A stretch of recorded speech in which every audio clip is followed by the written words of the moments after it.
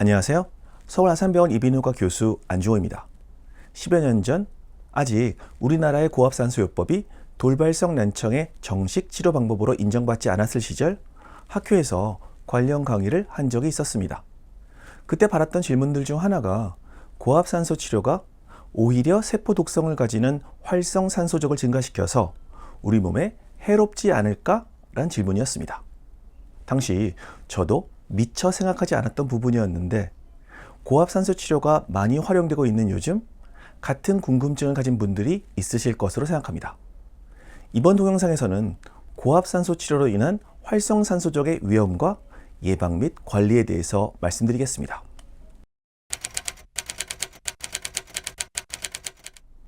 고압산소 치료는 100% 순수 산소를 대기압보다 높은 압력에서 흡입하게 하는 치료입니다. 결국 조직으로의 산소 공급을 극대화하여 다양한 질환을 치료하게 됩니다. 이러한 과정을 통해 고압산소 치료는 혈액과 조직 내 산소 농도를 증가시키고 혐기성 세균을 억제하고 혈관을 수축시켜 부종을 감소시키고 직접 조직으로의 산소 공급으로 조직 치유를 촉진하며 면역 기능을 강화해 준다고 알려져 있습니다. 고압산소 치료가 언제 우리나라에 들어왔을까요? 1969년 서울대학교 의과대학 예방의학교실에 윤덕로 교수님께서 국내 최초로 고압산소 치료기기를 제작하셨으며 연탄가스 중독, 즉 급성 일산화탄소 중독 환자 2202명의 생명을 구하는 데 기여했습니다.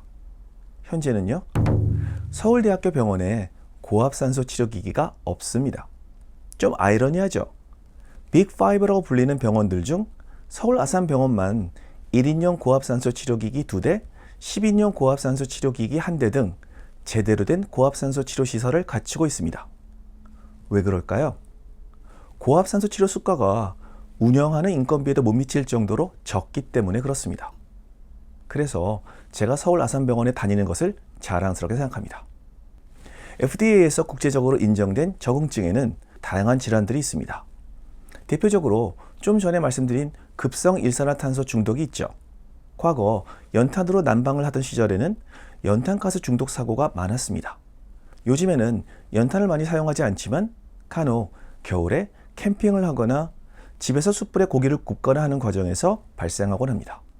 그 외에도 다이빙 후 발생하는 감압병, 공기색전증, 감염에 의한 가스 궤적, 난치성 골수염, 당뇨병성 족부궤양 및 방사선 치료 후 조직괴사, 화상, 그리고 돌발성 난청이 있습니다. 그렇지만 다음의 증상을 가지고 있는 분들은 고압산소 치료를 피해야 합니다. 기흉이나 폐기종 같은 폐질환이 있는 경우, 임신 초기, 그리고 이관 개방증이 있는 경우 증상이 악화될 수 있습니다. 그리고 녹내장이 있는 분들은 고압산소 치료가 망막 및 시신경의 혈류를 일시적으로 감소시킬 수 있고, 특히 안압이 잘 조절되지 않는 분들은 시신경 손상이 발생할 수도 있으므로 안과 전문의와 꼭 상의하고 반드시 필요한 경우에만 안압 및 시신경 모니터링을 하면서 고압산소 치료를 받을 수 있습니다. 활성산소족은 산소 분자의 일부로 불안정한 전자 구조를 가지며 다른 분자들과 쉽게 반응하여 산화 손상을 입힐 수 있는 물질입니다. 여러 활성산소족들이 알려져 있는데 우리에게 가장 잘 알려진 활성산소족이 있죠. 바로 과산화수소입니다. 과산화수소는 적절한 농도인 경우 상처를 소독하거나 구강청결제로 사용 가능하며 과산화수소가 분해되면서 발생하는 산소를 이용해 산소 공급원 등으로도 사용할 수 있습니다. 그 외에도 초과산화물 음이온, 하이드록실 라디칼, 그리고 일산소 등이 있습니다. 활성산소족은 앞서 말씀드린 것처럼 병원체를 제거하는 데 사용할 수 있지만 과도한 활성산소는 DNA, 단백질, 지질 등을 산화시켜 세포 손상을 일으키고 이는 결국 염증, 노화, 암, 신경퇴행성 질환으로 진행할 위험이 있습니다. 이러한 활성산소족을 조절하기 위해서 우리 몸에서는 다양한 종류의 항산화 효소들이 만들어지거나 비타민 C, 비타민 E, 셀레늄, 폴리페놀 등 항산화제를 복용하기도 합니다. 활성산소족은 흡연, 음주, 스트레스에서도 만들어지기 때문에 이를 피하는 것이 좋고 적절한 운동과 충분한 휴식이 권유됩니다. 한마디로 말씀드리면 활성산소족은 생명 유지에 필수적인 동시에 과도하면 해로울 수 있으므로 무엇보다 균형 유지가 중요합니다.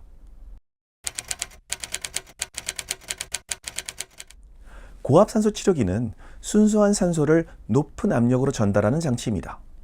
이 과정에서 체내 각 조직으로 운반되는 산소 농도가 평소보다 훨씬 높아지게 되면서 체내에서 산소 분자가 더 많은 화학적 반응에 참여할 기회를 얻게 되고 그 결과 활성산소족의 생성 역시 증가하게 됩니다.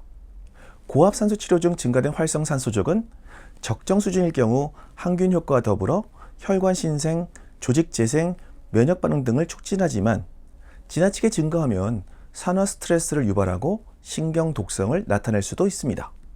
그래서 과도한 활성산소족을 조절하기 위해서 고압산소 치료를 받는 동안 비타민 C, 비타민 E, 리포산 등의 항산화제를 복용하는 것이 좋고 고압산소 치료 시간과 강도를 적절히 조절해서 활성산소족이 과하게 생성되지 않도록 하는 것이 중요합니다. 고압산소 치료와 활성산소족 관련 리뷰 논문을 보여드리겠습니다. 2021년 바이오몰리큘에서 저자들은 고압산소 치료가 산화 스트레스와 세포 내 미토콘드리아에 미치는 영향에 대해서 연구하였는데 1 내지 5회의 단기 치료와 20에서 30회의 장기 치료로 나누어 분석하였습니다. 그 결과 고압산소 단기 치료 때에는 미토콘드리아의 기능이 감소하고 활성산소적 생성이 증가했고 장기 치료를 할 때는 오히려 미토콘드리아의 기능이 개선되고 활성산소적 생성이 감소하고 항산화 방어가 활성화되었다고 보고하였습니다. 그래서 고압산소 치료를 계획할 때에는 적절한 시간과 강도, 횟수를 잘 조절해야 합니다. 심한 돌발성 난청의 고압산소 치료는 어떻게 해야 할까요? 현재 서울 아산병원에서는 2.5기압 2시간씩 총 10회의 고압산소 치료를 하고 있습니다. 또한 특히 고압산소 치료를 받는 분들께는 비타민C가 강화된 종합 비타민과 항산화제를 투약하고 있습니다. 앞으로의 계획은 10회의 고압산소 치료 후에도 뚜렷한 효과가 없는 분인 경우 5회 정도 추가로 시행할까 생각 중입니다. 치료 성적을 좀 더 끌어올려서 표준화된 고압산소 치료 가이드라인을 만들 수 있도록 노력하겠습니다.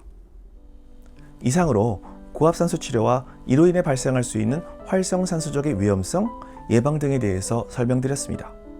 결론적으로 고압산소 치료는 비교적 안전하게 돌발성 난청을 비롯한 여러 질환들의 치료에 사용할 수 있고 고압산소 치료 과정에서 생성되는 활성산소족은 적당한 양인 경우 조직의 재생과 혈관 생성에 도움이 되지만 지나칠 경우 세포 손상을 줄 수 있기 때문에 치료 과정에서 항산화제 등을 복용하고 적절한 시간과 강도, 횟수를 조절하는 것이 중요합니다. 감사합니다. 건강하고 잘 듣는 하루 되세요.